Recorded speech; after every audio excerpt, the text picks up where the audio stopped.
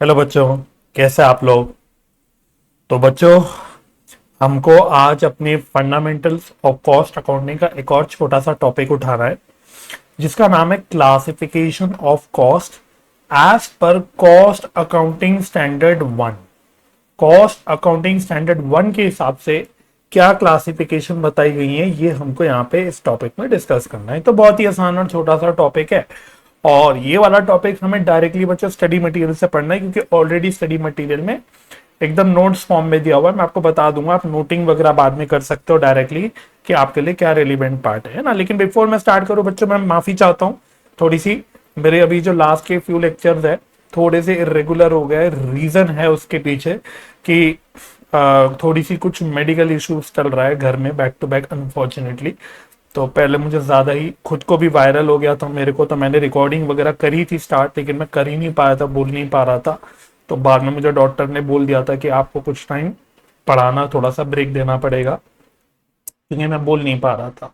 और उसके बाद थोड़े से मेरे फादर भी हॉस्पिटलाइज है, तो ये सब बैक टू बैक होने के चक्कर में लास्ट एक दो हफ्ते में मैं अपनी क्लासेस मेरी सब बिगड़ गई यार। ऐसा नहीं कि सिर्फ ये आप लोगों की जो सीएमए की सीरीज में बना रहा था, ये नहीं, मेरी सभी कुछ मेरी रेगुलर क्लासेस भी थोड़ी सी हैम्पर हो गई इस चक्कर में।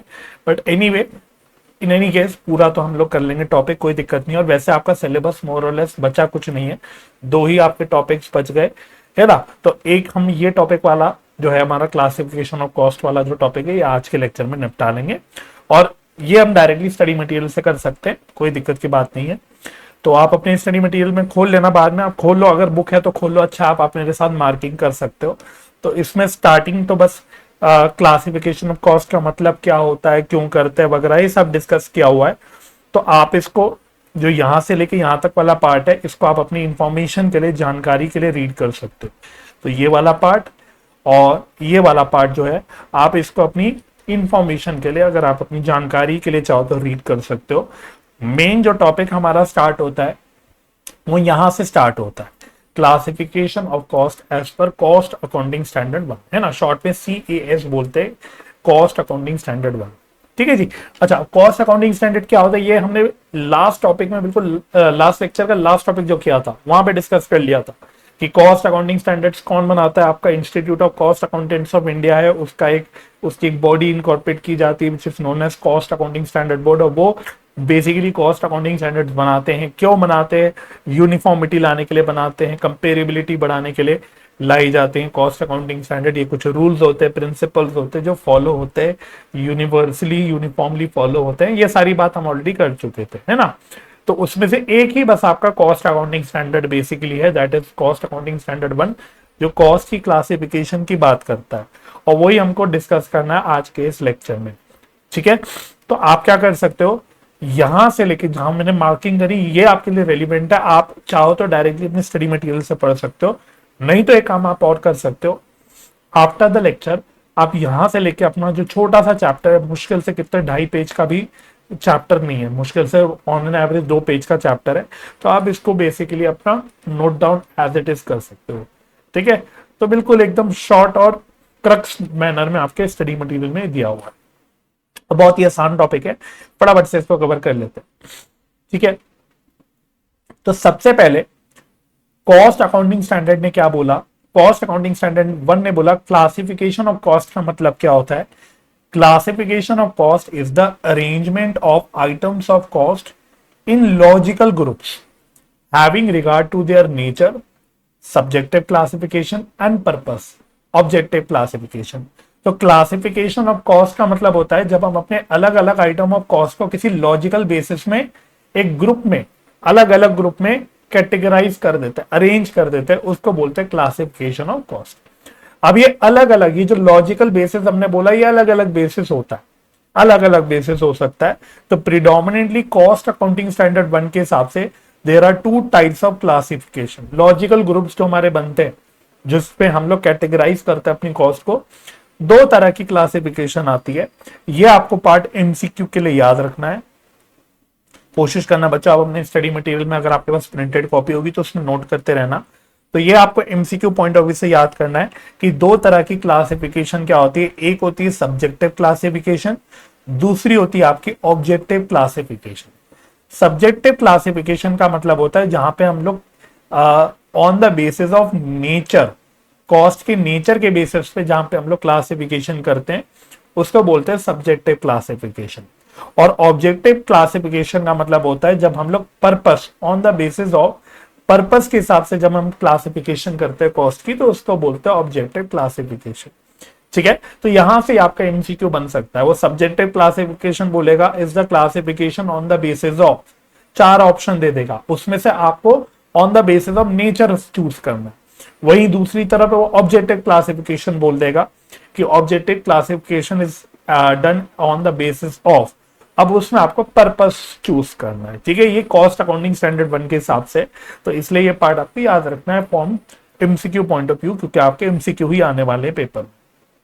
ठीक है, अच्छा अकॉर्डिंगली अब यहाँ पे उन्होंने पैरा नंबर दे रखे हैं। अगर आपने लॉ पढ़ा होगा, आप लॉ पढ़ ही रहे होंगे, तो आपको पता होगा जैसे लॉ में एक्ट होते हैं जो, उसमें अलग अलग सेक्शन, सब सेक्शन, क्लॉजेस होते हैं।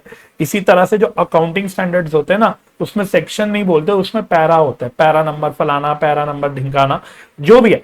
फाइनेंशियल अकाउंटिंग के जो स्टैंडर्ड्स है जो आईसीआई इशू करता है, उसमें भी ले लो, चाहे आपके कॉस्ट अकाउंटिंग स्टैंडर्ड्स ले लो, इसमें पैरा नंबर होते हैं। तो आपके स्टडी मटेरियल में पैरा नंबर दे रखे हैं, एक बार रीड कर लेना। मुझे नहीं लगता आपको इसका ऐसा याद करने की जरूरत है, बट पैरा 6 के हिसाब से कॉस्ट अकाउंटिंग स्टैंडर्ड 1 जो है आपका पैरा 6 है जो उसका, उसने 5 क्लासिफिकेशन डिस्कस करी है। 5 क्लासिफिकेशन डिस्कस करी है, इसको हम लोग अभी पढ़ेंगे।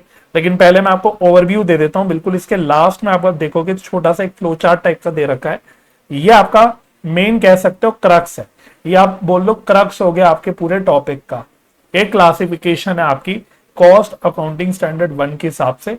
ये पैरा 6 ने आपकी बेसिकली 5 क्लासिफिकेशन दे रखी है। देखो 5 तरह की क्लासिफिकेशन दे रखी है। पहला है on the basis of nature of expense, दूसरा है on the basis of traceability of cost object, तीसरा है on the basis of function, मतलब बाय फंक्शन, ये बेसिस है, बेसिकली क्लासिफिकेशन के बेसिस है। चौथा है on the basis of nature of behaviour, और पांचवा है on the basis of nature of production or operation process. Right, अगर नेचर ऑफ एक्सपेंस के हिसाब से देखें तो there are 3 types of cost. एक होता है मटेरियल कॉस्ट, एक होता है एम्प्लॉय कॉस्ट, एम्प्लॉय कॉस्ट को पुराने जमाने के लोग लेबर कॉस्ट भी बोलते हैं बाय द वे, और तीसरा होता है आपके डायरेक्ट एक्सपेंसेस। अब तीसरे होते हैं आपके एक्सपेंसेस, रादर डायरेक्ट एक्सपेंसेस नहीं हुए, ये खाली एक्सपेंसेस हो गए। ठीक है, ये खाली एक्सपेंसेस हो गए। अच्छा, on the basis of traceability of cost object, यहां पे आता है आपका direct cost and indirect cost, है ना। तो 2 तरह की हो गई यहाँ पे, direct cost and indirect cost. Function के हिसाब से देखते हैं तो यहाँ पे हम लोग फंक्शनल क्लासिफिकेशन करते हैं कॉस्ट की। तो इसमें पहली होती है प्रोडक्शन कॉस्ट, फिर होती है एडमिनिस्ट्रेशन कॉस्ट, फिर selling cost, distribution cost, research cost and development cost. तो ये हो गई on the basis of function. अब कॉस्ट के बिहेवियर के हिसाब से there are 3 types of classification. एक होती है फिक्स्ड कॉस्ट, एक होती है वेरिएबल कॉस्ट, और एक होती है सेमी वेरिएबल कॉस्ट, जिसमें फिक्स्ड भी और वेरिएबल का मिश्रण होता है। बेसिकली वो होती है हमारी सेमी वेरिएबल कॉस्ट। और nature of production or operation process के हिसाब से देखेंगे तो ये आपके प्रोसेस कैसा है, आपके बिजनेस में किस तरह का प्रोसेस है, या आपका बिजनेस किस तरह का चलता है, उसके हिसाब से जो हमारी कॉस्ट निकल के आती है, that is job cost, batch cost, contract cost, process cost and joint cost. तो बस ये सारी कॉस्ट आपको शॉर्ट में समझनी की क्या होती है। बस आपका टॉपिक इतना ही है, आपका टॉपिक इतना ही है यहाँ पे, ठीक है ना। चलो जी, तो फटाफट से एक बार डिस्कस कर लेते हैं इसको, हमें हमारा एकदम ये बिल्कुल टॉपिक भी बढ़िया ढंग से कवर हो जाएगा। तो पहला था हमारा classification by nature of expense. ये पैरा 6.1 के अंदर दिया हुआ है। पैरा नंबर ऐसा, जैसे कि मैंने बोला, याद करने की जरूरत नहीं, कोशिश करना आप याद करना चाहो तो ये पैरा 6 बस याद रखना, कोशिश करना ये पैरा 6 याद रखने की, कि भाई पैरा 6 ने 5 क्लासिफिकेशंस दे रखी। इतनी बात याद रखना, ज्यादा से ज्यादा। बस अंदर का ये 6.1 पैराग्राफ इतना इंपॉर्टेंट नहीं है, बट चलो अभी हम पढ़ रहे हैं। तो नेचर ऑफ एक्सपेंस के हिसाब से पैरा 6.1 के हिसाब से हमने बोला था कि हमारे 3 तरह के कॉस्ट निकल के आ गए। इसमें है पहला मटेरियल कॉस्ट, इसमें है पहला मटेरियल कॉस्ट। मटेरियल कॉस्ट क्या होता है, देखो, material cost are cost of material used for the purpose of production of a product और रेंडरिंग ऑफ अ सर्विस, है ना। तो देखो नाम से पता लग रहा है ये मटेरियल की कॉस्ट है, वो मटेरियल जो हम अपने प्रोडक्शन में यूज करते हैं या तो अपनी सर्विस देने में यूज करते हैं, दोनों में हो सकता है। कोई गुड्स या प्रोडक्ट बनाने में कोई मटेरियल अगर आप यूज करते हो, या फिर आप अपनी सर्विस देने में जो मटेरियल यूज करते हो, उसमें जो कॉस्ट आती है मटेरियल की, उसको बोला जाता है मटेरियल कॉस्ट। बात क्लियर हो गई, ठीक है। अच्छा, अब ये जो मटेरियल कॉस्ट लेते हैं, अब practical question I don't expect आएगा, लेकिन आप जब प्रैक्टिकल पोर्शन करोगे अब बड़े होके इंटर लेवल पे आके, तो आपको और यहाँ पे डिटेल वे में आपको देखने को मिलेगा कि भाई जो हम कॉस्ट लेते हैं यहाँ पे मटेरियल की, वो लेते हैं net of trade discount, rebates, taxes and duties refundable that can be quantified with reasonable accuracy. मतलब जब हम मटेरियल कॉस्ट लेते हैं, इसका मतलब क्या, आप चाहे तो लिख भी सकते हो कहीं पे कि मटेरियल कॉस्ट में हम लोग क्या लेते हैं चीजें, देखो मेनली मटेरियल कॉस्ट में हमने जो मेन परचेज कॉस्ट है हमारी, वो तो लेनी ही लेनी है। इसमें से अगर आपकी ट्रेड डिस्काउंट है कोई, तो वो आपको माइनस करना है। कैश डिस्काउंट नहीं, ट्रेड डिस्काउंट। अब ट्रेड डिस्काउंट कैश डिस्काउंट क्या होता है, हम लोग फाइनेंशियल अकाउंटिंग में सीख चुके हैं, है ना। अगर कोई आपका नॉन रिफंडेबल टैक्स है, वो आपको ऐड करना होता है कॉस्ट में, वो इंक्लूड करना होता है। लेकिन अगर इसमें कोई आपका रिफंडेबल टैक्स इंक्लूडेड है, तो वो आपको यहां से हटाना होता है। ये बेसिकली वो आपसे कह रहा है, ठीक है। तो मैं इसको ऐसे बोल लेता हूं, मैं ऐसे बोल लेता हूं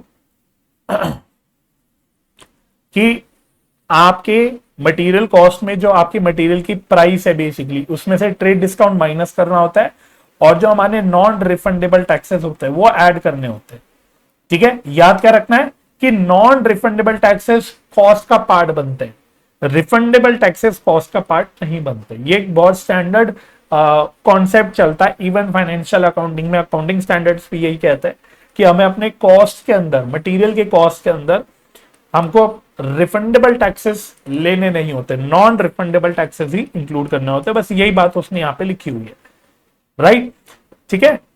अच्छा, ये हो गई मटेरियल कॉस्ट। फिर अगला है आपका इंप्लॉय कॉस्ट। नेक्स्ट आपका इंप्लॉय कॉस्ट। पुराने जमाने के लोग इसको लेबर कॉस्ट बोलते थे, बट आजकल इंप्लॉय कॉस्ट बोला जाता है। तो employee cost are considerations including benefits paid और पेबल टू इंप्लॉइज। कह रहे जो कंसिडरेशन या जो बेनिफिट्स देने हैं हमको अपने इंप्लॉइज को, चाहे इंप्लॉइज परमानेंट इंप्लॉइज हो, चाहे इंप्लॉइज टेम्परेरी इंप्लॉइज हो, है ना। तो एक तो हमारे परमानेंट पेरोल के अंदर इंप्लॉइज या वर्कर्स होते हैं, जो हमारे पेरोल में होते हैं, वो रहते हैं परमानेंट। एक होते हैं कुछ ऐसे वर्कर्स या इंप्लॉइज जिनको कॉन्ट्रैक्ट बेसिस पे हायर किया जाता है। प्रैक्टिकली होता है, बड़ी बड़ी कंपनीज ऐसी ही करती है। कहीं कहीं वो कुछ कुछ इंप्लॉइज को तो अपने पेरोल में लेती है, कहीं कहीं वो कॉन्ट्रैक्ट बेसिस पे लेती है ना। तो जो तो पेरोल में होते हैं इंप्लॉइज वर्कर्स, उनको बोला जाता है परमानेंट इंप्लॉइज। वहीं जहां कॉन्ट्रैक्ट बेसिस पे लिया जाता है, अर्न्स्ट एंड यंग जैसी फर्म्स भी बहुत बड़े पैमाने में कॉन्ट्रैक्ट बेसिस पे हायरिंग करती है, ठीक है। 3 महीने 4 महीने जब भी उनका वर्क सीजन होता है, तो वो कॉन्ट्रैक्ट बेसिस में 3 महीने के लिए मानो हायर कर लेती है ना। It's like a kind of कह लो इंटर्नशिप की तरह लोग इसको ट्रीट कर लेते हैं, या इस तरह का वो कुछ काम मतलब एक्सपीरियंस के लिए ले लेते हैं। तो कॉन्ट्रैक्ट बेसिस पे कहती है कि भाई 3 महीने के लिए हम आपको कॉन्ट्रैक्ट बेसिस पे हायर कर रहे हैं। तो ऐसी जो हायरिंग होती है, इसमें जो इंप्लॉइज आते हैं वो होते हैं टेम्पररी इंप्लॉइज। लेकिन जब इंप्लॉय कॉस्ट की बात करते हैं, तो यहाँ पे कोई भेदभाव नहीं है between temporary and permanent employees. यानी कि कोई भी आप कॉस्ट दे रहे हो, चाहे आप इंप्लॉई परमानेंट इंप्लॉइज को दे रहे हो, चाहे आप टेम्पररी इंप्लॉइज को दे रहे हो, जो भी आप कंसिडरेशन इनको बेनिफिट्स वगैरह दे रहे हो, ठीक है। तो मतलब आप जो पैसा दे रहे हो, सैलरी दे रहे हो, इसके अलावा आप अगर कोई और बेनिफिट दे रहे हो, मानो आप कोई मेडिकल के बेनिफिट्स भी देते हो या कोई भी और बेनिफिट देते हो, आप प्रोविडेंट फंड में कंट्रीब्यूशन वगैरह करते हो, ये सारे कंसिडरेशंस बेनिफिट्स बन जाते हैं पार्ट ऑफ इंप्लॉय कॉस्ट। सिर्फ थ्योरेटिकली कवर करना है फिलहाल आपको, ठीक है। अब बाकी वही है, ये इंप्लॉइज हायर होते हैं for the purpose of production of goods या रेंडरिंग ऑफ सर्विस। जैसे कि मटेरियल में भी भाई मटेरियल की कॉस्ट गुड्स बनाने में भी लग सकती है, सर्विसेज देने में भी लग सकती है। अब मैं यहाँ बैठ के अगर पढ़ा रहा हूं तो मैं सर्विस दे रहा हूं। अब यहाँ पे जब मैं सर्विस दे रहा हूं तो मैं छोटे छोटे यहाँ पे मेरे भी मटेरियल के कॉस्ट आते हैं। जैसे मानो ये पेन का कॉस्ट हो गया, बस समझ आ रही है, छोटे मोटे स्टेशनरी हो गए, स्टेशनरी आइटम्स हो गए, है ना। तो चाहे आप सर्विस दे रहे हो, अगर हम कंस्ट्रक्शन कॉन्ट्रैक्ट्स की बात करते हैं, जहां पे कॉन्ट्रैक्ट वगैरह पे कंस्ट्रक्शन का काम किया जाता है, बिल्डिंग, हाईवे, फ्लाईओवर्स, ब्रिजेस बनाए जाते हैं, डैम्स बनाए जाते हैं, वहां पे भी मटेरियल की कॉस्ट आती है, बट वो है तो सर्विस। क्लियर हो रहा है ना? तो चाहे सर्विस हो चाहे प्रोडक्शन हो, उसमें मटेरियल जो लग रहा है, मटेरियल की कॉस्ट है, वो मटेरियल कॉस्ट में आ गई, इंप्लॉय की जो कॉस्ट है वो इंप्लॉय कॉस्ट में आ गई। और मटेरियल कॉस्ट और इंप्लॉय कॉस्ट, इनके अलावा जितनी भी सारी कॉस्ट है वो सारी आपकी आ जाती है आपकी तीसरी कैटेगरी में, विच इज एक्सपेंसेस। इसको हम बोलते हैं एक्सपेंसेस। ठीक है, तो देखो ये लिखा है, expenses are cost other than material cost and employ cost, वही for the purpose of production of products या रेंडरिंग ऑफ सर्विस। जैसे cost of utilities, payment for bought out services, job processing charges, मतलब बहुत cost हो सकती है। इसमें depreciation भी आ जाता है। डेप्रिसिएशन हो गया फॉर एग्जांपल, बिल्डिंग वगैरह का, मशीनरी का डेप्रिसिएशन हो गया। इसमें रेंट वगैरह आ गई, भाई आपकी फैक्ट्री की रेंट हो गया, राइट। इसमें आपकी इलेक्ट्रिसिटी के एक्सपेंस आ गए, राइट। तो सिंपली भाई मटेरियल कॉस्ट और इंप्लॉय कॉस्ट के अलावा जितने भी सारे कॉस्ट है वो सब एक्सपेंसेस में आ जाते हैं। ठीक है, तो ये मेरी कैटेगरी होती है on the basis of nature of expense. चलो जी, ये ओके हो गया हमें। फिर हमारी दूसरी कैटेगरी थी क्लासिफिकेशन, जहां पे हम traceability of cost to cost object की बात करते थे। ये पैरा 6.2 में लिखा हुआ है। ठीक है, तो यहां पे हमने बोला था there are two types of cost, one is direct cost and the other one is indirect cost. Direct cost क्या होता है? If a cost can be assign to a cost object in an economically feasible way, it shall be termed as direct to that cost object. यानी कि अब cost object देखो, हम सीख चुके कि क्या होता है कॉस्ट ऑब्जेक्ट, क्या होता है। तो जहां में हम यहां पे ट्रेस कर सकते हैं भाई मेरी जो भी कॉस्ट ऑब्जेक्ट है, मानो ये मेरा पेन है कॉस्ट ऑब्जेक्ट, तो जहां पे मैं ट्रेस कर सकता हूं कोई कॉस्ट की भाई ये पेन बनाने में मेरा कितना कॉस्ट आता है, दो पेन में बनाने में कितने कॉस्ट आते हैं, इस तरह की जो कॉस्ट होती है वो डायरेक्ट कॉस्ट होती है। क्लियर हो रहा है? जहां पे मैं अपने कॉस्ट ऑब्जेक्ट के साथ डायरेक्टली ट्रेस कर सकता हूं, है ना। मैं जैसे एग्जांपल लेता हूं कि भाई अगर मैं एक यूनिट बनाऊंगा तो मेरी क्या कॉस्ट आएगी, फिर मैं 2 यूनिट बनाऊंगा तो मेरी कितनी कॉस्ट हो जाएगी। समझ आ रहा है? मैं डायरेक्टली ट्रेस कर सकता हूं कि भाई एक यूनिट बनाने में कितनी कॉस्ट आएगी। ऐसी कॉस्ट को हम बोलते हैं डायरेक्ट कॉस्ट। ठीक है, तो आपको तो क्या याद रखना है ये कि भाई ऐसी कॉस्ट जिसको हम अपने कॉस्ट ऑब्जेक्ट में असाइन कर सकते हैं इन एन इकोनॉमिकली फीजिबल वे, यानी बिना जुगाड़ के, मतलब जेन्युइनली रिलायबल मैनर में, बिना ज्यादा एक्स्ट्रा खर्चा या एफर्ट डाले हम लोग फटाफट से कोई कॉस्ट को अगर अपने डायरेक्टली ट्रेस कर सकते हैं, असाइन कर सकते हैं किसी कॉस्ट ऑब्जेक्ट में, तो उस कॉस्ट को बोलते हैं डायरेक्ट कॉस्ट, है ना। अब इसमें सब कैटेगरीज हो गई। डायरेक्ट कॉस्ट के अंदर वही आपके डायरेक्ट मटेरियल कॉस्ट आ जाते हैं, डायरेक्ट एम्प्लॉय कॉस्ट आ जाते हैं, और फिर अदर डायरेक्ट एक्सपेंसेस आ जाते हैं। ठीक है, direct material cost are the cost of material which can be assign to a cost object in an economically feasible way. Language वही होगी, सारी वही लैंग्वेज होगी। देखो, assigned to a cost object economically feasible way, ये common. अब direct material cost में हम यहाँ डायरेक्ट, तो यहाँ पे कॉस्ट ऑफ मटेरियल की बात करेंगे। अब डायरेक्ट इंप्लॉय कॉस्ट में हम लोग इंप्लॉय कॉस्ट की बात करेंगे, बाकी वही है, assign to a cost object in an economical feasible way. और डायरेक्ट एक्सपेंसेस में हम expenses other than direct material and direct employ cost की बात करेंगे, वही which can be assign to a cost object in an, वही आगे भी उसने लिखी नहीं अंग्रेजी, बट ये वही हो गई, इन एन इकोनॉमिकली फीजिबल वे। तो इनको हमने बोल दिया डायरेक्ट एक्सपेंसेस। तो आपको तो ये शब्द पे फोकस करना है जो मैंने हाईलाइट कर दी कि भाई वो cost which can be assigned to cost object in economically feasible way. बस ये दो टर्म्स आपको देखनी, टर्म नंबर 1, टर्म नंबर 2, ये आपकी डायरेक्ट कॉस्ट हो गई। और जो ये टर्म को नहीं फुलफिल कर ली, मतलब अदर देन डायरेक्ट कॉस्ट जो हो गई, उसको हम बोलते हैं डायरेक्ट कॉस्ट, राइट। तो बस if sorry, cost is not identifiable. If a cost is not identifiable as a direct cost, then it is referred to as indirect cost. Indirect cost, simple बात होगी। तो कॉस्ट यानी direct हो सकती है, नहीं तो इनडायरेक्ट हो सकती है। अगर डायरेक्ट है तो ठीक, नहीं तो इनडायरेक्ट है। और वैसे मैं आपको एक और जानकारी बता देता हूं, हालांकि कॉस्ट शीट चैप्टर में बताया जाएगा। डायरेक्ट कॉस्ट के टोटल को, डायरेक्ट कॉस्ट को टोटल मिला के हम लोग बोलते हैं प्राइम कॉस्ट, प्राइम कॉस्ट। और जो इनडायरेक्ट कॉस्ट होते हैं, इनडायरेक्ट कॉस्ट को हम बोलते हैं ओवरहेड्स। इनके टर्म यूज किया जाता है ओवरहेड्स। ठीक है, तो डायरेक्ट कॉस्ट जो होती है कुल मिला के सारी डायरेक्ट कॉस्ट का जो टोटल होता है उसको प्राइम कॉस्ट बोला जाता है, और इनडायरेक्ट कॉस्ट को कुल मिला के बोला जाता है ओवरहेड्स। ठीक है, तो बाकी इनडायरेक्ट कॉस्ट में अगेन वही कैटेगरी है, अब indirect material, indirect employee cost और इनडायरेक्ट एक्सपेंसेस। ठीक है, इनडायरेक्ट मटेरियल कॉस्ट और कॉस्ट ऑफ मटेरियल है which cannot be directly assigned to a particular cost object in an economical feasible way। Same language है भाई, अब बस वर्ड लगा दिया है cannot, हर जगह देख लेना। इनडायरेक्ट एम्प्लॉय कॉस्ट में अगेन कॉस्ट ऑफ एम्प्लॉय हो गया, employee cost which cannot be directly assigned to a particular cost object in an economically feasible way। Indirect expenses में अदर एक्सपेंसेस, अदर देन मतलब वही indirect material and indirect employee cost which cannot be assigned to a particular cost object in an economically feasible way। Clear हो गया ना? ठीक है भाई, चलो जी, तो ये हो गई मेरी इनडायरेक्ट कॉस्ट, तो ये भी क्लासिफिकेशन ओके हो गई। नेक्स्ट है मेरी classification on the basis of function. ये दे रखा है आपके पैरा 6.3 में।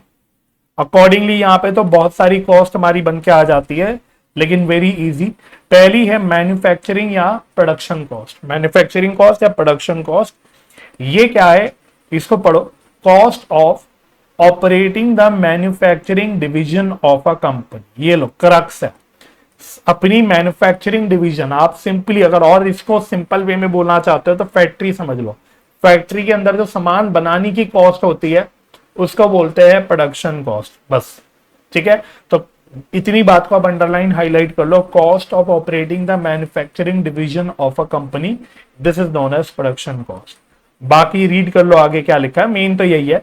It includes cost beginning with supply of material, labour and services and ends with primary packing of the product. ये थोड़ा आप जब कॉस्ट शीट करेंगे तो आपको और अच्छे फ्लो में दिखेगी बात, है ना। तो बेसिकली हमारा जो मैन्युफैक्चरिंग डिवीजन है, जहां पे हमारी एक्चुअली प्रोडक्शन एक्टिविटी हो रही है, मैन्युफैक्चरिंग एक्टिविटी हो रही है, उसकी जो कुल मिला के कॉस्ट आती है उसको हम लोग बोलते हैं मैन्युफैक्चरिंग या फिर production cost.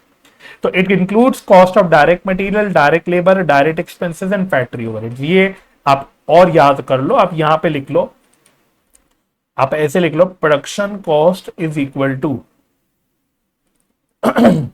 Direct material plus direct labour plus direct expenses plus factory overheads. Factory के अंदर होने वाले इनडायरेक्ट खर्चे, ओवरहेड्स मैंने बोला था इनडायरेक्ट खर्चे, तो फैक्ट्री के अंदर होने वाले इनडायरेक्ट खर्चे को बोलते हैं फैक्ट्री ओवरहेड्स।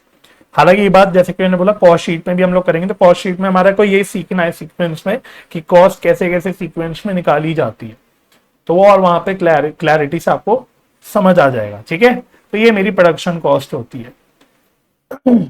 नेक्स्ट होता है हमारा एडमिनिस्ट्रेशन कॉस्ट। ठीक है, तो it is the cost of, highlight करते रहना, आप भी अंडरलाइन करते रहना, और अगर आप अपने नोट्स में बाद में लिखना चाहते हो तो जो मेन मैंने हाईलाइटेड पोर्शन डाल रखा है आप ये मेन लिख लोगे, मीनिंग आपका क्लियर हो जाएगा। Cost of formulating the policy, directing the organisation and controlling the operation which is not related directly to production, selling, distribution, research or development activity or function are administrative cost। तो basically policies बनाने की cost, policies बनाने की cost हो गई, organisation को direct यानी manage करने की, एडमिनिस्टर करने की जो कॉस्ट हो गई, कंट्रोल करने की जो कॉस्ट हो गई, मैनेजमेंट रिलेटेड कॉस्ट आप कह सकते हो। जो प्रोडक्शन, सेलिंग, डिस्ट्रीब्यूशन, रिसर्च और डेवलपमेंट से रिलेटेड नहीं है, बेसिकली जो बाकी हमारी रिमेनिंग सब कैटेगरीज आने वाली उसकी बात हो रही है, उनको हम बोलते हैं एडमिनिस्ट्रेशन कॉस्ट। तो एडमिनिस्ट्रेशन जो वर्ड है, ये आप वर्ड सुन चुके होंगे, आपके स्कूल में भी एक एडमिन डिपार्टमेंट हुआ करता था, अगर आपको याद हो, जहां पे आप अपनी फीस वगैरह सबमिट करते थे, है ना। तो जो भी एडमिनिस्ट्रेशन से रिलेटेड कॉस्ट है, simply that is administration cost, इसको हम एडमिनिस्ट्रेटिव ओवरहेड्स भी बोल देते हैं, इनको हम बोलते हैं एडमिनिस्ट्रेशन कॉस्ट। एडमिनिस्ट्रेशन कॉस्ट में सारी कॉस्ट आ गई relating to formulating the policy, directing the organisations, controlling the operations. ये मेन हो गया, पॉलिसी बनाने की कॉस्ट, ऑर्गेनाइजेशन को डायरेक्ट करने की कॉस्ट और ऑपरेशंस को कंट्रोल करने की कॉस्ट। तीन चीजें बोल दी मैंने, पॉलिसी बनाने की कॉस्ट, बोलते चलो मेरे साथ साथ, ऑर्गेनाइजेशन को डायरेक्ट करने की कॉस्ट और ऑपरेशंस को कंट्रोल करने की कॉस्ट। इनको बोलते हैं कुल मिला के administration cost. And these cost are not related to production, selling, distribution, research और डेवलपमेंट, क्योंकि वो अलग से आ गए। ठीक है ना, तो ये हो गई मेरी एडमिनिस्ट्रेशन कॉस्ट, राइट। अच्छा, सेलिंग कॉस्ट क्या होती है? सेलिंग कॉस्ट देखो, next, cost of seeking to create and stimulate the demand. Simply speaking आप समझ लो, मार्केटिंग की कॉस्ट, एडवर्टाइजमेंट की कॉस्ट, सेल्स प्रमोशन की कॉस्ट, अपने प्रोडक्ट या सर्विस की डिमांड बढ़ाने के लिए जो भी हम कॉस्ट इनकर करते हैं, that is known as selling cost, simply speaking. तो इसको मार्केटिंग की कॉस्ट भी बोला जाता है, जैसे एडवर्टीजमेंट वगैरह के जो खर्चे होते हैं वो सब हमारी सेलिंग कॉस्ट के अंदर आ जाते हैं। फिर आगे आपका डिस्ट्रीब्यूशन कॉस्ट, और सेलिंग और डिस्ट्रीब्यूशन को साथ में पढ़ा जाता है, सेलिंग एंड डिस्ट्रीब्यूशन। ठीक है, तो डिस्ट्रीब्यूशन कॉस्ट क्या होती है? Expenditure incurred from making the packed product available for dispatch to making the reconditioned returned empty packages if any available for use। या फिर आप ऐसे देख लो, expenditure incurred in moving the articles to and from prospective customers in case of goods or sale or return basis is also included in distribution cost। तो basically अपने goods को इधर से उधर मूव करने की कॉस्ट जो है डिस्ट्रीब्यूशन कॉस्ट के अंदर आती है। आप इसको सिंपली जैसे ट्रांसपोर्टेशन की कॉस्ट में मान सकते हैं, ट्रांसपोर्टेशन की कॉस्ट हो गई, इसको स्टोर करने की कॉस्ट हो गई, स्टोरेज रिलेटेड कॉस्ट हो गई, ये सब आपकी डिस्ट्रीब्यूशन कॉस्ट है। भाई मेरी फैक्ट्री में माल बन गया, अब फैक्ट्री से जाएगा मेरा माल किधर? दुकान पे जाएगा, दुकान से कस्टमर के घर पे जाएगा, तो ये जो मूवमेंट हो रही है, बीच बीच में माल को स्टोर भी किया जाएगा, वो जो स्टोरेज की कॉस्ट आ रही है, ये सब डिस्ट्रीब्यूशन कॉस्ट कहलाई जाती है। बात समझ आ गई? ट्रांसपोर्टेशन हो गया, स्टोरेज हो गई, वेयर हाउसिंग हो गई, ये सब किसकी? अपनी गुड्स की, फिनिश प्रोडक्ट की, मेन गुड्स की, इन सब की कॉस्ट होती है, that is known as distribution cost. ठीक है, तो मेरा प्रोडक्ट तैयार हो गया, बन के पैक्ड है, उसको डिस्पैच करना, कस्टमर तक पहुंचाना, कस्टमर से अगर वापस हो रहा है कुछ भी तो उसका वापस लाना, जो भी है सारी कॉस्ट आपकी डिस्ट्रीब्यूशन कॉस्ट के अंदर आ जाती है। ठीक है ना? ओके सर, ये भी ओके हो गया। नेक्स्ट है आपकी research cost, cost of searching for new or improve products या न्यू एप्लीकेशन ऑफ मटेरियल या न्यू या इंप्रूव्ड मेथड्स, नए तरह के प्रोडक्ट की खोज करना। आपने सुना ही होगा टर्म रिसर्च करना, कि भाई आज जो हम ये पेन बनाते हैं, आज जो भी प्रोसेस फॉलो करके पेन बनाते हैं, हमें लगा यार इस पेन को बनाने का और इंप्रूव तरीका हो सकता है, जो better quality of product pen बना सकता है, या पे जो कम कॉस्ट में बनाया जा सकता है, उसकी खोज करना। अब रिसर्च करना फ्री में बैठे बैठे थोड़ी, आज मैंने मन में सोचा कि चलो मैं कोई नया रिसर्च करता हूं, कुछ बनाने के लिए मैं नया तरीका सोचता हूं, बस सोचने पे थोड़ी हो जाता है रिसर्च। आपको उसको एक्सपेरिमेंट करना पड़ता है, खर्चे करने पड़ते हैं। आपको साइंटिस्ट वगैरह क्या करते हैं, रिसर्च साइंटिस्ट जो होते हैं, है ना, वो क्या करते हैं? वो नए नए तरीकों के लिए प्रैक्टिकली चीजों को लगाते हैं, एक्सपेरिमेंट्स करते हैं। अब वो सब करने के लिए खर्चे आते हैं भाई, है ना। बड़ी बड़ी कंपनीज में तो अपना रिसर्च डिपार्टमेंट होता है, R&D बोलते हैं, रिसर्च एंड डेवलपमेंट को साथ बोलते हैं। ठीक है, तो कोई नए प्रोडक्ट की खोज करना, इंप्रूव प्रोडक्ट, नई नहीं इंप्रूव भी होनी चाहिए, या कोई नया तरीका इसको ढूंढना, इसके लिए जो भी कॉस्ट इंकर करी जाती है, that is known as research cost, right. और इसी से लिंक्ड है, इसी से लिंक्ड है भाई आपका अगला डेवलपमेंट कॉस्ट, इसी से लिंक्ड है आपका डेवलपमेंट कॉस्ट। अब आप खुद सोचो, हमेशा भाई रिसर्च जो होती है वो पॉजिटिव रिजल्ट्स नहीं देती, हमेशा ऐसा जरूरी नहीं कि मेरे दिमाग में कोई आइडिया आया कि भाई मैं ये पेन कोई नए तरीके से बना सकता हूं तो वो निकल के ही आएगा, वो सक्सेसफुल होगा, दैट इज नॉट जरूरी, that is not important. That is not important, इसलिए पहले रिसर्च करी जाती है।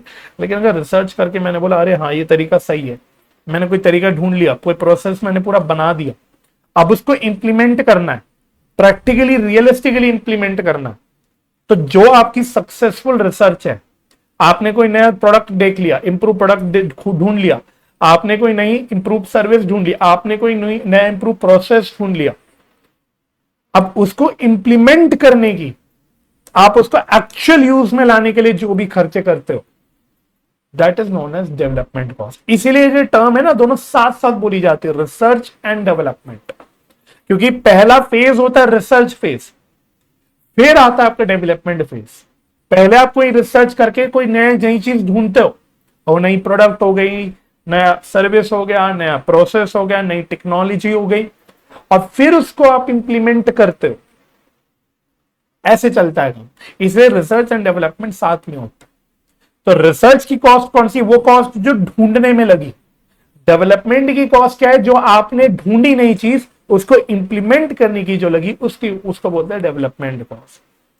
तो देखो रीड कर लो, cost of implementation of decision to produce a new or improve product or to employ new or improve method till commencement of formal production of that product or by the method is development cost. समझ आ गया ना? तो आपने implement करना है नया तरीका, उसको इंप्लीमेंट करने की जो कॉस्ट है, मेन वर्ड क्या है? इंप्लीमेंटेशन। मेन वर्ड क्या है? की वर्ड क्या है? इंप्लीमेंटेशन। इसकी कॉस्ट जो होती है that is known as development cost. तो ये हमने फंक्शंस के हिसाब से कॉस्ट को क्लासिफाई किया कि कॉस्ट फंक्शन क्या परफॉर्म कर रहा है। समझ आ रहा है? क्या फंक्शन हो रहा है कॉस्ट से? क्लियर हो रहा है ना? अच्छा, उसके बाद हमारी फोर्थ जो कैटेगरी है, ये तो बहुत आसान है, आपने इकोनॉमिक्स में पढ़ा रखा होगा, which is on the basis of nature of behaviour of cost. ये आपका पैरा 6.4 में दे रखा है, कॉस्ट अकाउंटिंग स्टैंडर्ड 1। तो on the basis of behaviour of cost जो होता है, इसके हिसाब से हमारी तीन तरह की कॉस्ट होती है। एक होती है आपकी फिक्स्ड कॉस्ट, एक होती है वेरिएबल कॉस्ट, और एक होती है semi variable cost. Fixed cost कौन सी कॉस्ट होती है? It is the cost which do not very with change in volume of activity. वो कॉस्ट जो अलग अलग लेवल ऑफ एक्टिविटी पे कांस्टेंट रहती है, चेंज नहीं होती। जैसे फैक्ट्री का रेंट हो गया, अब आप फैक्ट्री के अंदर 1 यूनिट बनाओ या 1000 यूनिट बनाओ, जो फैक्ट्री का रेंट है, मंथली रेंट होगा, दैट विल बी फिक्स्ड। वो फिक्स्ड ही रहेगा, वो नहीं चेंज होगा। डेप्रीसिएशन हो गई, फैक्ट्री के अंदर की जो मशीनरी वगैरह की डेप्रीसिएशन है, वो फिक्स्ड रहेगी। अगर वो ऑफ कोर्स टाइम बेसिस पे हम चार्ज करते हैं, जनरली डेप्रीसिएशन टाइम बेसिस पे ही चार्ज किया जाता है। जैसे आपने डेप्रीसिएशन चैप्टर में WDV मेथड और SLM मेथड सीखा हुआ है, जहां पे हम डेप्रीसिएशन का रेट एक पर एनम यूज करके उसको पे पर एनम के हिसाब से चार्ज करते हैं कि कितने महीने मशीनरी यूज हुए या एसेट यूज हुई, उसके हिसाब से जो हम डेप्रीसिएशन निकालते हैं, जनरली वो फिक्स नेचर की होती है, वो नहीं चेंज होगी, दैट डजंट चेंज। ठीक है, उसके बाद नेक्स्ट होता है हमारा वेरिएबल कॉस्ट, फिक्स कॉस्ट का उल्टा। तो variable cost are the cost which tends to directly vary with the volume of activity, यानी वो कॉस्ट जो आपके अलग अलग लेवल ऑफ एक्टिविटी पे चेंज होती रहती है। इसमें आपकी जैसे मटेरियल, डायरेक्ट मटेरियल वगैरह की कॉस्ट आ गई, डायरेक्ट लेबर की कॉस्ट आ गई। 1 यूनिट बनाओगे तो मानो 10 रुपए का मटेरियल लगेगा, 2 यूनिट बनाओगे तो 20 रुपए का लगेगा, 3 यूनिट बनाओगे तो मानो 30 रुपए का लगेगा। तो ये डायरेक्टली प्रोपोर्शनेटली बढ़ती है आपकी कॉस्ट जैसे जैसे आपकी लेवल ऑफ एक्टिविटी चेंज होती है। तो ऐसी कॉस्ट वेरिएबल कॉस्ट होती है विच डायरेक्टली वेरीज, यानी बदलती है, चेंज होती है with the change in volume of activity. ज्यादा लेवल ऑफ एक्टिविटी, यानी ज्यादा मानो आप प्रोडक्शन कर रहे हो, ज्यादा यूनिट्स बनाओगे तो कॉस्ट ज्यादा आएगी, कम बनाओगे तो कम आएगी। वहीं फिक्स कॉस्ट क्या है? फिक्स कॉस्ट कांस्टेंट रहेगी, चाहे आप कम यूनिट बनाओ चाहे ज्यादा यूनिट बनाओ, आपकी फिक्स्ड कॉस्ट कांस्टेंट रहेगी। ऐसी कॉस्ट को बोलते हैं वेरिएबल कॉस्ट। और कुछ तो कॉस्ट ऐसी होती है जिसमें फिक्स्ड कॉस्ट का कंपोनेंट भी होता है और वेरिएबल कॉस्ट का कंपोनेंट भी होता है, मिश्रण होता है दोनों तरह की कॉस्ट का। इसको हम बोलते हैं सेमी वेरिएबल कॉस्ट। तो semi variable cost are the cost that contains both fixed and variable elements. They partly change with the change in the level of activity. यानी मोस्टली क्या होता है सेमी वेरिएबल कॉस्ट के case में, एक particular level तक हमारी cost fix रहती है, उसके ऊपर अगर आप एक्टिविटी करते हो एक पर्टिकुलर लेवल ऑफ एक्टिविटी तक तो फिक्स कांस्टेंट रहती है कॉस्ट, उससे ऊपर की अगर आप लेवल ऑफ एक्टिविटी करते हो बढ़ाते हो तो आपकी कॉस्ट बढ़ने लग जाती है। इसमें कॉमनली पावर कंजम्पशन, पावर की कॉस्ट आ जाती है, इलेक्ट्रिसिटी आ जाती है कि भाई इलेक्ट्रिसिटी जो बिल आता है उसमें आपका एक फिक्स होता ही होता है खर्चा, उस पर आपका एक फिक्स खर्चा होता है, फिक्स अमाउंट आता ही आता है। इलेक्ट्रिसिटी यूज करो ना करो एक लेवल तक फिक्स्ड होता है। इवन फॉर दैट मैटर आप उबर ओला वगैरह पे या रैपिडो पे अपने राइड्स बुक करते हो ना, तो उस पर भी जो फेयर की कैलकुलेशन होती है, अब वो आप आजकल क्या ट्रांसपेरेंसी खत्म हो गई, पहले के जमाने में ट्रांसपेरेंसी रहती थी, जब नया नया उबर ओला चलता था तो फेयर की पूरी कैलकुलेशन दिखाता था कि फेयर कैसे आया है। अब आपने शायद उस टाइम पता नहीं यूज किया है कि नहीं, बट हमने पहले यूज किया तो हमने तो वो भी देखा हुआ है कि जैसे क्या होता था, अभी भी होता हुआ है, बस वो आपको दिखाता नहीं है उबर ओला के एप्स वगैरह में। आजकल वो ट्रांसपेरेंसी खत्म हो गई है, बट पहले वो दिखाता था कि भाई इतने किलोमीटर तक तो इतना फिक्स्ड आपका फेयर है, इतने किलोमीटर के ऊपर आप चलोगे तो आपका फेयर बढ़ता जाएगा। मानो 5 किलोमीटर तक उबर वालों ने बोला है ना, आप कैब बुक करने गए तो बोला कि 5 किलोमीटर तक 50 रुपए तो फिक्स्ड है। अब 5 किलोमीटर के ऊपर हर किलोमीटर पे आपका पर किलोमीटर चार्ज बढ़ता रहेगा, तो अप टू 5 किलोमीटर तो फिक्स्ड हो गया खर्चा कि आप 1 किलोमीटर करो कि 2 किलोमीटर करो कि 4 किलोमीटर करो 5 किलोमीटर करो, आपका फिक्स्ड रहेगा। उसके ऊपर अगर आप ज्यादा डिस्टेंस ट्रैवल करोगे कैब से तो आपका प्रोपोर्शनेटली फिर बढ़ने लग जाएगा फिर। तो इसमें फिक्स कंपोनेंट भी हो गया, इसमें वेरिएबल कंपोनेंट भी हो गया। तो इसको जो ओवरऑल कॉस्ट होती है, ऐसी कॉस्ट को सेमी वेरिएबल कॉस्ट बोलते हैं। तो जैसे कि मैंने आपको एग्जांपल दिया, इसमें इलेक्ट्रिसिटी या पावर की कॉस्ट होती है, that is semi variable cost. ठीक है, तो सिंपली क्या है, सेमी वेरिएबल कॉस्ट में फिक्स कॉस्ट का वॉल्यूम और वेरिएबल कॉस्ट का एलिमेंट दोनों का इंक्लूडेड होता है। और आप तो प्रैक्टिकली जब इंटर में पढ़ोगे तो हम ये भी सीखते हैं कि सेमी वेरिएबल कॉस्ट के केस में हम फिक्स कंपोनेंट और वेरिएबल कंपोनेंट को अलग अलग कैसे करते हैं, ये भी सिखाया जाता है आपको, बट वो अभी नहीं सीखना आपको, वो आप सही टाइम पे आके सीखोगे। बट मीनिंग पता होना चाहिए कि मीनिंग क्या होता है। और सिंपल क्या है कि एक पर्टिकुलर लेवल ऑफ एक्टिविटी तक तो कांस्टेंट रहता है, कॉस्ट फिक्स रहती है, उसके ऊपर फिर कॉस्ट आपकी प्रोपोर्शनेटली इंक्रीज होने लग जाती है। ऐसी कॉस्ट होती है हमारी सेमी वेरिएबल कॉस्ट। ठीक है, यस सर। और जो लास्ट आपका बेसिस है that is on the basis of nature of production या ऑपरेशन प्रोसेस। तो ये पैरा 6.5 पे है, इसमें एक बार रीड करते क्या कह रहा है। Cost shall also be classified on the basis of nature of production और ऑपरेशन प्रोसेस, कि आपकी प्रोडक्शन का नेचर क्या, बिजनेस का नेचर क्या, आप मान लो आपके काम किस नेचर का है, किस तरह का काम करते हो। ठीक है, जैसे कि इसमें क्या क्या कॉस्ट आ जाती है, जैसे जॉब कॉस्ट। अगर अब हम ये टर्म सारी सीख चुके हैं, देखो पहले हमने जॉब कॉस्टिंग, फिर batch costing, contract costing, process costing, ये सब मैंने आपको बताया था। तो अगर आप जॉब वगैरह करते हो, जॉब क्या होता था मैं याद दिला देता हूं कि जहां पे आप अलग अलग कस्टमर का अलग अलग काम करते हो, वेरी करता है, हर कस्टमर का काम थोड़ा अलग अलग होता है, डिफरेंट होता है, सेम नहीं होता। जैसे इंटीरियर डिजाइन का जैसे हमने एग्जांपल किया था, या टेलरिंग वगैरह हो गया, इस तरह के जो काम होते हैं स्टिचिंग वगैरह करने के, हर किसी की टेलरिंग का काम, स्टिचिंग, भाई कोई अलग टाइप का सिलवाएगा, कोई अलग टाइप के कपड़े सिलवाएगा, तो इनको जॉब बोलते हैं, है ना। तो जॉब के अंदर जो कॉस्ट यूज होती है, जो हम बोलते हैं कि इस जॉब को करने की क्या कॉस्ट है, फलाना जॉब को करने की क्या कॉस्ट है, उसको बोलते हैं जॉब कॉस्ट। इसी तरह से बैच कॉस्ट क्या होती थी, जहां पे हम अलग अलग लॉट्स में, हम एक एक यूनिट नहीं बनाते, एट अ टाइम एक लॉट पूरा तैयार करते हैं, बैचेस में प्रोडक्शन करते हैं, तो उसमें पूरी बैच बनाने की जो कॉस्ट होती है। जैसे मैंने बैच कॉस्टिंग में टीचिंग का एग्जांपल दिया था, हालांकि वो प्रोडक्शन के लिए रेलिवेंट नहीं है, बट जैसे हम स्टूडेंट्स पढ़ाते हैं, हमने बोला भाई हम 10 बच्चों का बैच पढ़ाएंगे, तो पूरे 10 बच्चों का बैच पढ़ाने की क्या कॉस्ट आएगी, उसको बोलते हैं बैच कॉस्ट। ठीक है, तो batch cost shall be the aggregate cost related to cost unit which consists of group of similar articles or services which maintains its identity throughout one or more stage of production or operation। मतलब ये इतना main नहीं है, main क्या है, job cost हो गया, main हो गया बैच कॉस्ट, कि एक बैच को बनाने की कॉस्ट।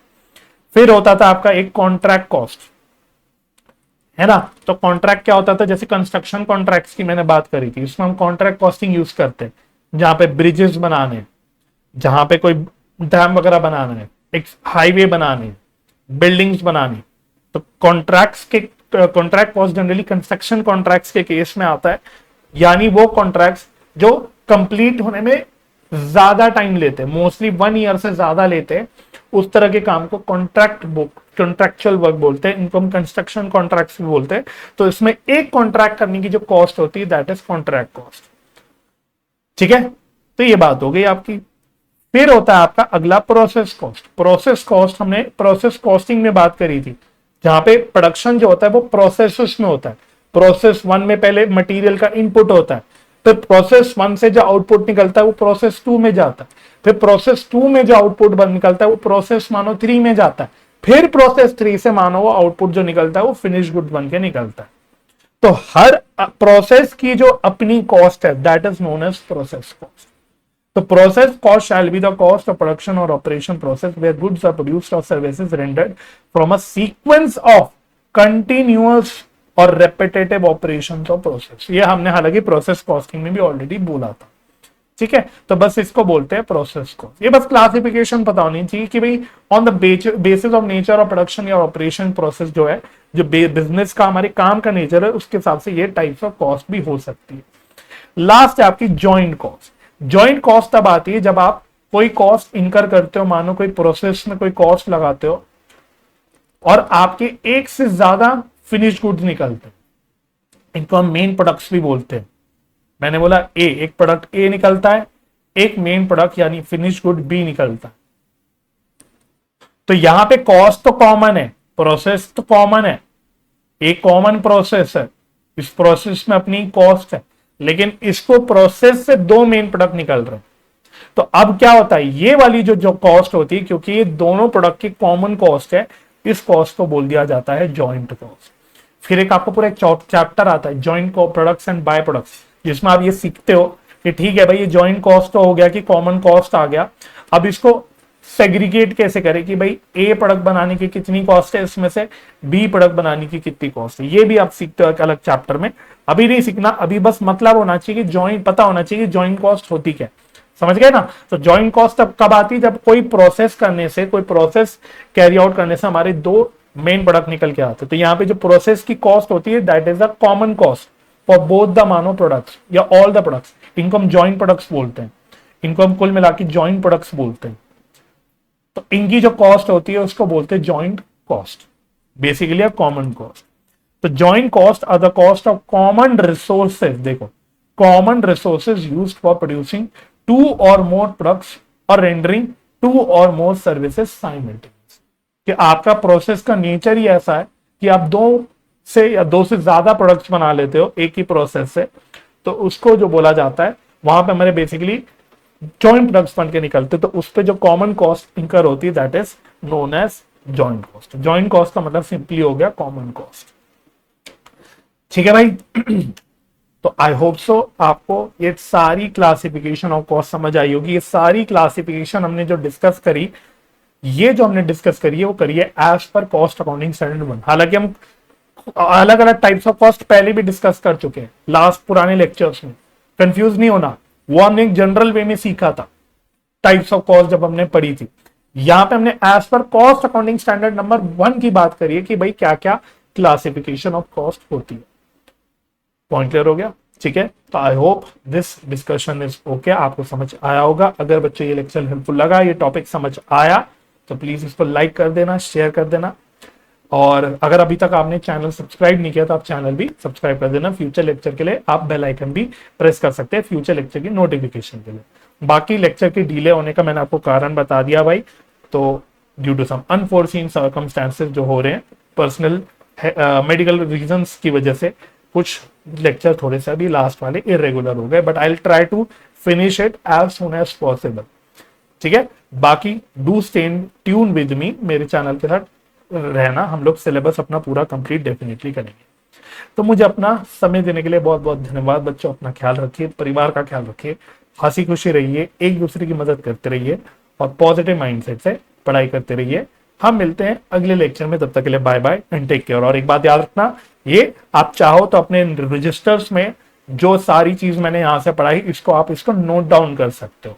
आप हाथ से लिख लोगे तो आपके लिए अच्छा होगा, आपको थोड़ा याद हो जाएगा। है तो अल्टीमेटली थोड़ा सा थियोरेटिकल पार्ट, तो आप अपने हाथ से एक बार लिख लोगे ना इन सब चीजों को, तो आपको याद हो जाएगा। मेनली जो मैंने पार्ट हाईलाइट करा रखा है या अंडरलाइन करा रखी है, की चीजें जो मैंने लिखवा रखी हैं, ये आप अपने रजिस्टर्स में डेफिनेटली नोट डाउन कर सकते हो। और अगर आपको समझ आ गया तो आप डायरेक्टली यहां से भी पढ़ सकते हो। ठीक है जी, चलो, I hope there is no doubt left. Bye bye, take care, मिलते हैं बहुत जल्दी हम लोग नेक्स्ट लेक्चर में।